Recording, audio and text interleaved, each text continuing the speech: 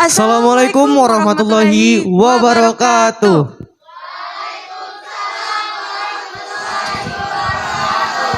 Salam, Om Swastiastu, Namo Buddhaya, salam kebajikan dan salam sejahtera untuk kita semua.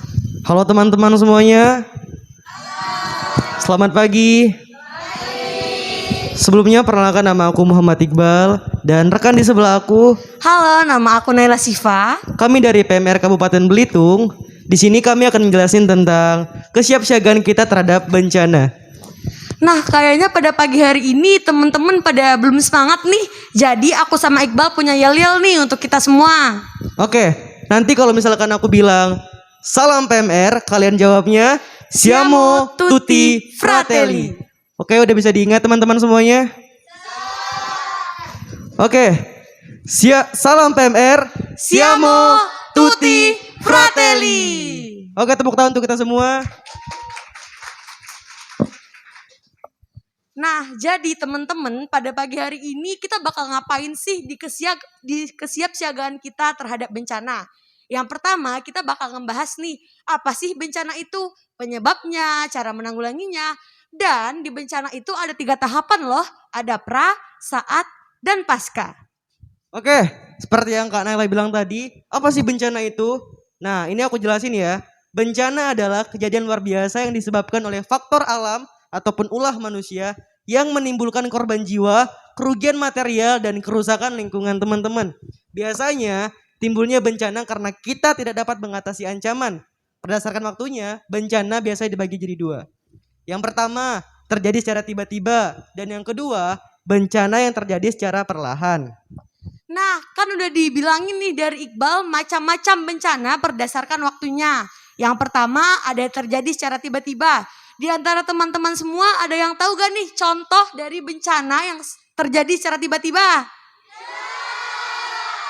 Oke nih Kak, nggak tahu ya mereka ya. Oke, aku bakal jelasin dulu.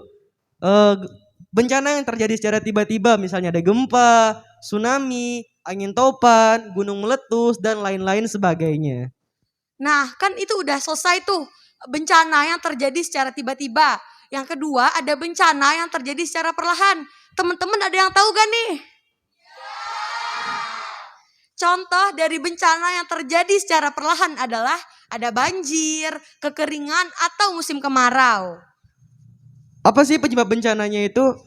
Adanya bencana bisa disebabkan oleh gejala alam. Contohnya gempa dan tsunami terjadi karena adanya pergeseran lapisan bumi. Yang kedua, letusan gunung api bisa mengakibatkan gempa vulkanik, letusan, semburan, awan panas, hujan abu. Dan yang terakhir ada perubahan iklim, cuaca ekstrim yang mengakibatkan angin topan, kemarau, atau kebakaran hutan. Oke teman-teman, jadi misalkan kalau aku bacain sama Naila runtutan semua materi yang aku akan bahas, kayak ada gempa bumi, tsunami, banjir bandang, dan lain-lain sebagainya, itu nggak akan cukupin waktu kita. Dan jadi aku sama Naila di sini cuman ambil satu materi, yaitu hal yang sering terjadi di kabupaten kita ini, Bangka Belitung sendiri.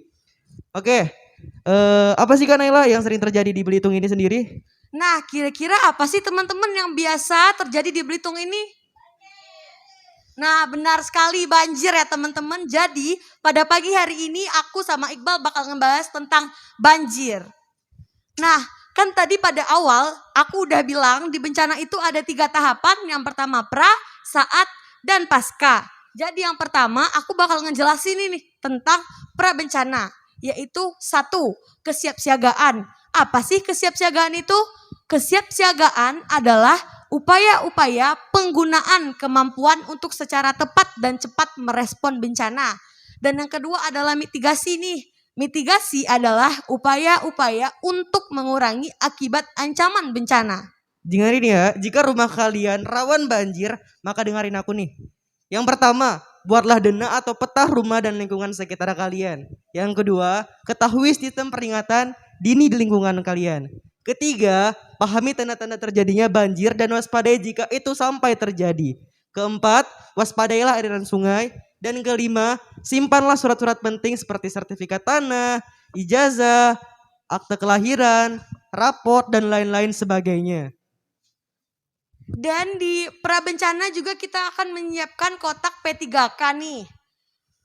Pada saat bencana yang harus kita lakukan adalah pertama, pantaulah informasi yang penting yang disampaikan melalui radio atau televisi, atau sekarang kita biasa menggunakan handphone ataupun koran ya. Yang kedua, himbauan padamkan aliran listrik dan gas di rumah. Yang ketiga, bersiaplah untuk kemungkinan mengungsi. Yang keempat, jika hujan tak kunjung berhenti dan air meningkat, segeralah mengungsi ke tempat yang lebih aman atau ke tempat yang telah ditentukan oleh pemerintah.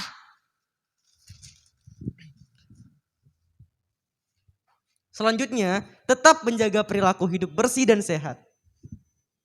Nah, tadi kan udah dibahas tuh tentang pra dan saat.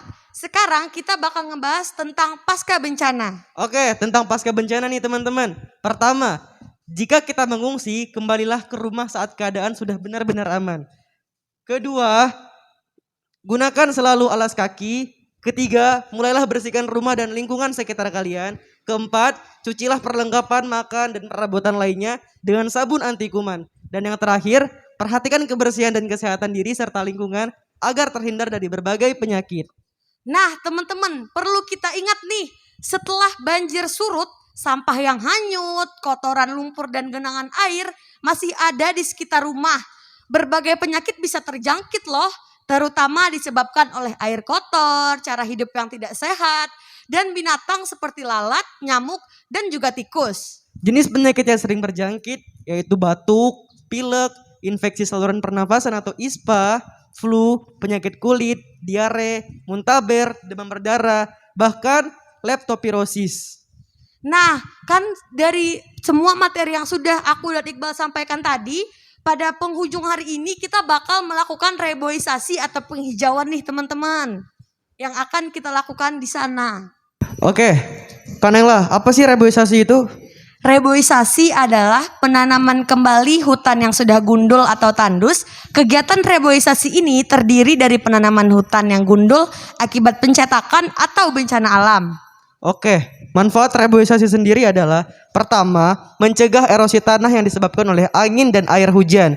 Kedua, menjaga kesuburan tanah yang dapat digunakan sebagai lahan pertanian-pertanian. Keempat, menjaga agar struktur tanah tidak rusak. Dan kelima, menjaga keanekaragaman agar tetap lestari. Keenam, mampu menjaga kebersihan dan kesehatan udara khususnya bagi makhluk di bumi. Selanjutnya, jaga tanah tetap kokoh untuk menghindari longsor, mengurangi efek polusi udara dan pemanasan global. Dan yang terakhir adalah melestarikan sumber daya alam yang sudah ada di hutan dan dapat dimanfaatkan untuk meningkatkan produktivitas. Tujuannya sendiri adalah untuk menjaga keseimbangan alam karena membutuhkan waktu yang lama untuk menyeimbangkan kembali manusia agar dapat dengan baik. Dan reboisasi juga memiliki keunggulan mencegah terjadinya banjir. Akar pohon akan terlindungi oleh tanah dan udara agar tidak terlindungi, jatuh dan tidak menyebabkan banjir. Nah, itu dia teman-teman pengertian, manfaat, dan tujuan dari reboisasi. Jadi sekarang teman-teman boleh berdiri nih. Kita bakalan sama-sama melakukan reboisasi atau penghijauan yang akan kita lakukan di halaman sebelah sana. Terima kasih.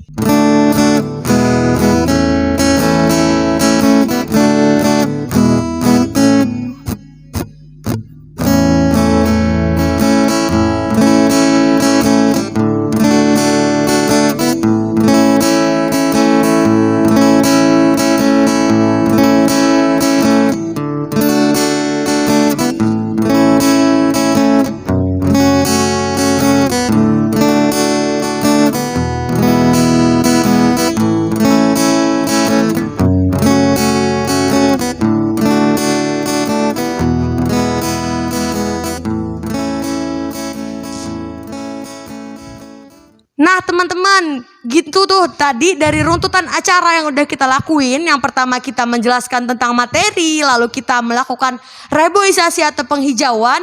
Terima kasih dan maaf kalau misalnya aku sama Iqbal ada salah penyampaian kata. Pada akhirnya nih, agar semuanya pada semangat lagi, kita sama-sama yel-yel lagi ya. Oke deh teman-teman, masih ingat kan yel-yelnya? Kalau aku bilang salam PMR, kalian jawabnya? Siamo tutti fratelli. Oke. Salam PMR, siamo tutti fratelli. Oke, assalamualaikum warahmatullahi wabarakatuh.